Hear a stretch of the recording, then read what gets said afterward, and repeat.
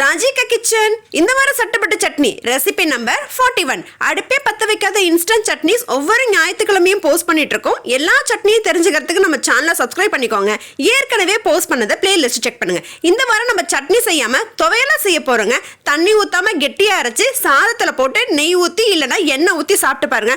சுவை அட்டகாசமா இருக்கும். இந்த கொரோனா துவையல் எப்படி செய்யறதுன்னு பார்த்தலாம் வாங்க. ஒரு அரை மூடி துருவன தேங்காய் எடுத்துக்கோங்க. 6லேருந்து 7 சின்ன வெங்காயம் உரிச்சது எடுத்துக்கோங்க.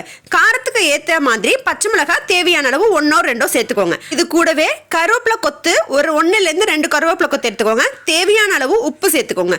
1 டீஸ்பூன் அளவு ஜீரகம் சேர்த்துக்கோங்க. சின்ன துண்டு அளவு புளி சேர்த்துக்கோங்க.